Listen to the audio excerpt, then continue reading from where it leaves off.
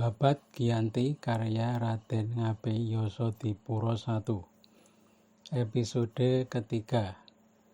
Sang Raja Surakarta menjemput Gubernur Jenderal di Semarang. Sungguh sebuah kehormatan yang sangat besar jika seorang Gubernur Jenderal Kompeni Belanda berkenan mengunjungi Keraton Surakarta. Maka sebagai imbal balik kehormatan tersebut, Sang Raja Pakubuwono II berkenan menjemput Tuan Gubernur Jenderal di Semarang. Pada tanggal 12 Rabiul Akhir tahun Dal, di waktu pagi Sang Raja telah memakai busana resmi kerajaan. Dihias serba emas menyala, ditabur pernik-pernik permata dan berlian. Pakaian Sang Raja gemerlap menambah kewibawaan. Setelah berpakaian, Sang Raja keluar dari keraton diiringi para pangeran dan para ratu. Para penari serimpi dan penari bedoyo masing-masing membawa perlengkapan upacara. Banyak dalang, sawunggaling, dan hardawaliko, serta berbagai perlengkapan lain. Kedua patih telah menghadap di depan bersama segenap kliwon, bupati, dan mantri, juga opsir dan komandan kompeni. Tak lama kemudian Sang Raja berangkat dari negeri Surakarta dengan naik tandu yang indah. Pasukan dan kerabat yang mengiringi bersorak gemuruh suaranya. Gending munggang dan kodok ngorek terus berbunyi. Di tingkah suara seruling, trompet, tambur, dan kalasangka. Musik kumpeni terdengar berbunyi bersamaan dengan suara tembakan senapan. Lalu disambut bunyi meriam dari loji. Suaranya seperti petir seribu bersama-sama meledak di angkasa. Menggelegar bergelombang suaranya seakan membelah bumi. Jalanan penuh sesak orang seluruh negeri. Heboh, semua ingin melihat keberangkatan Sang Raja.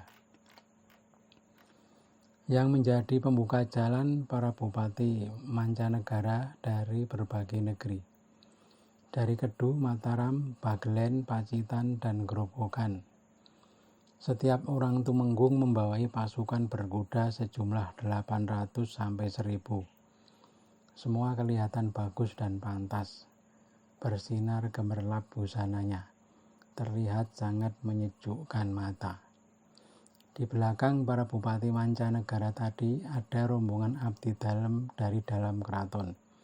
Para bupati dalam, kliwon, dan panewu serta para mantri yang bertugas sebagai pengurus keraton. Semua rombongan dari dalam keraton dipimpin kedua patih. Adapun para kerabat raja mengapit di kiri dan kanan. Yang tidak pernah jauh dari Sang Raja hanya Pangeran Mangkubumi dan Tuan Komandan Hohendorf. Para kerabat semua naik kuda, bersinar menyala pakaian mereka, terlihat sangat indah. Tampak semua tepat seperti yang dikehendaki Sang Raja. Di belakang lagi bersambung para bupati mancanegara dari daerah timur, seperti Madiun, Caruban, Bluro, Ngawi, Purwodadi, Kemagetan, Jogorogo, dan Racekwesi. Mereka juga diiringi dengan peralatan upacara masing-masing, serta pasukan yang mereka bawai. Semua bagus pakaiannya, tidak ada yang mengecewakan. Mereka naik kuda dengan payung disertai umbul-umbul tanda keagungan. Bendiranya berwarna-warni, hijau, biru, oranye, hitam, merah, putih, dan kuning. Setiap satu bupati, warna benderanya berbeda. Tidak ada putusnya segenap pasukan yang berjalan. Pasukan yang berkuda ada 20.000. Tak bisa dihitung bilangan semua kawula yang berjalan darat.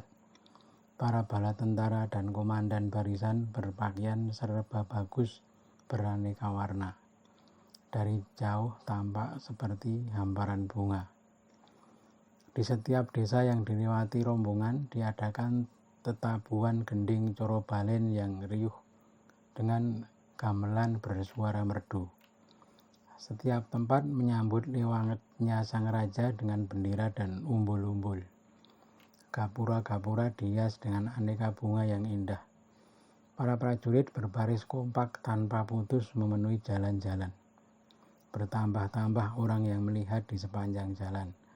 Orang-orang pedesaan puluhan ribu yang berbondong-bondong datang.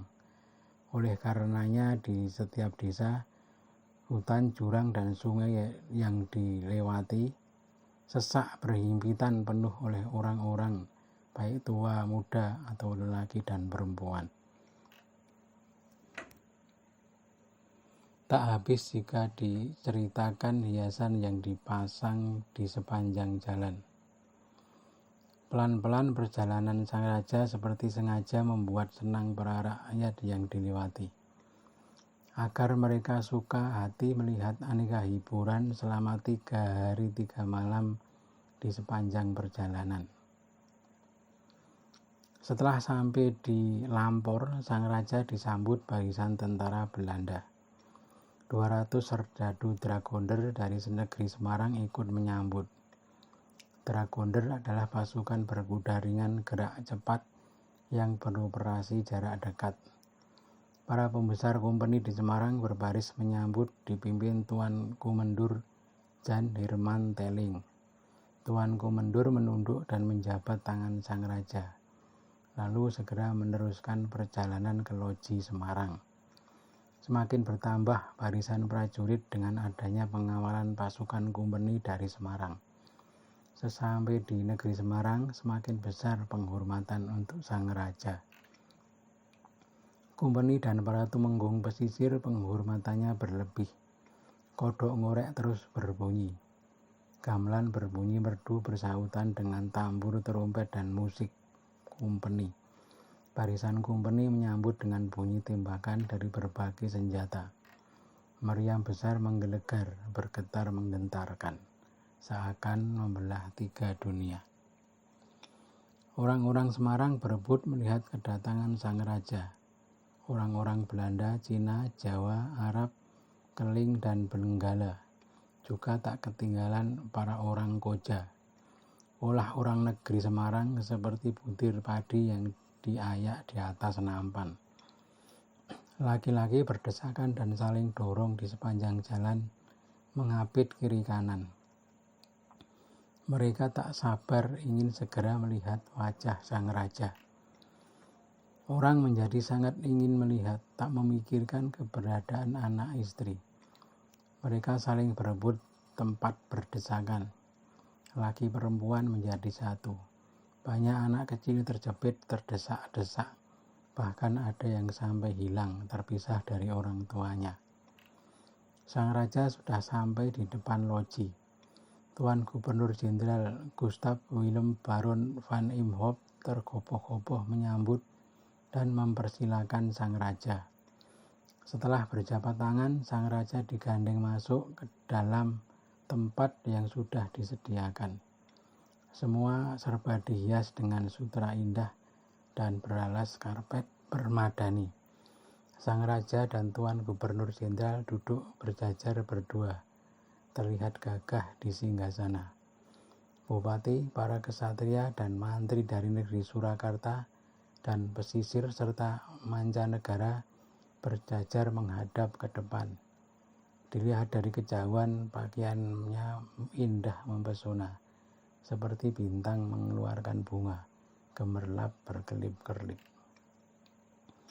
Tuan Gubernur Jenderal waktu itu menyambut dengan ungkapan yang halus, mengabarkan keselamatan dan menyatakan perhatian dengan perkataan yang manis. Gubernur Jenderal berkata, "Duh sang raja, kedatangan saya hanya untuk menengok Paduka saja. Karena baru saja ada peristiwa huru-hara di kerajaan Tuan, dan Paduka baru saja berpindah negeri ke desa Salah. Itulah yang membuat saya terdorong untuk menengok, karena amat besar perhatian kompeni Belanda kepada Raja Jawa. Sang raja menjawab tak kalah manis. Kesetiaan Kumeni dan perhatian Paduka Eyang Jenderal kepada Keraton Jawa membuat saya sangat gembira. Paduka, saya juga tidak punya rasa segan ataupun ragu-ragu.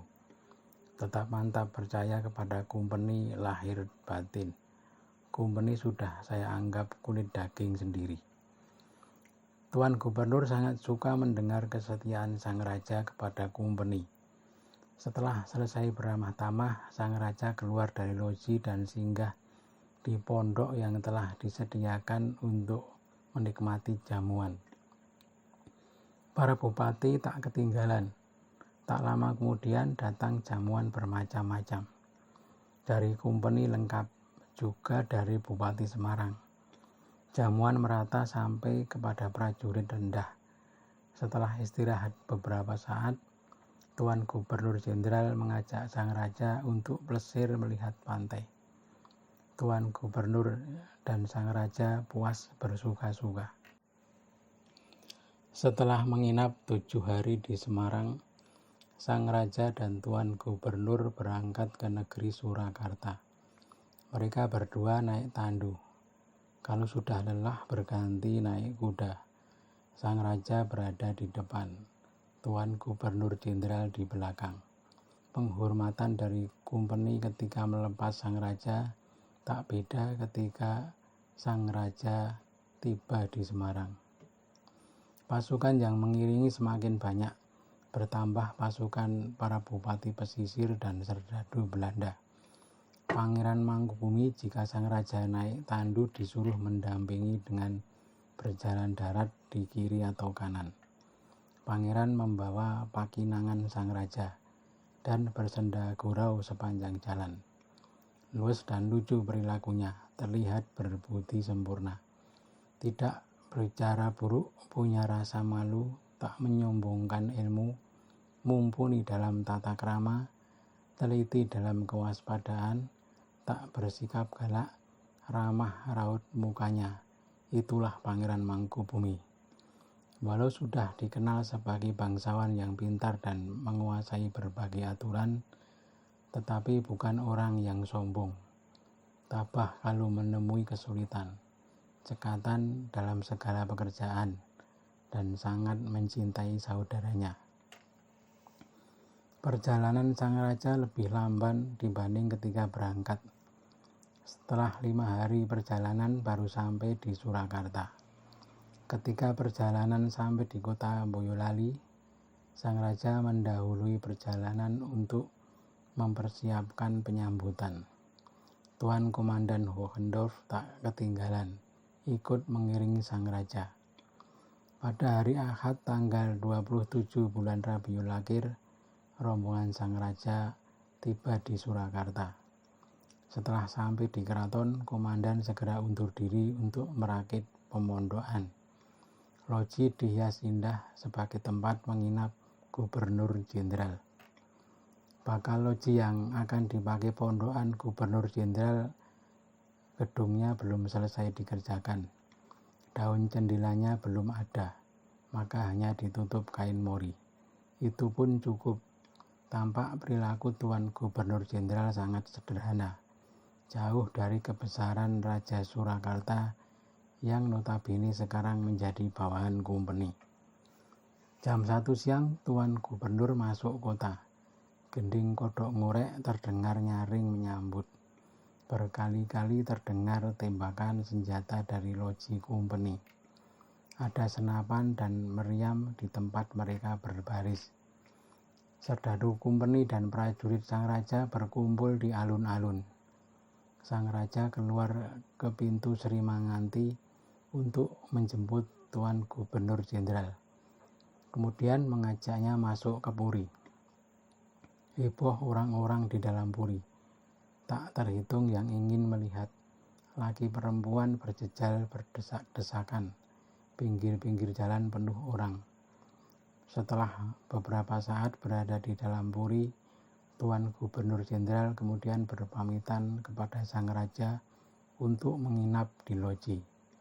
Sang raja mempersilahkan Tuan Gubernur Jenderal segera keluar. Para kesatria dan punggawa yang muda-muda ikut mengantar ke loji.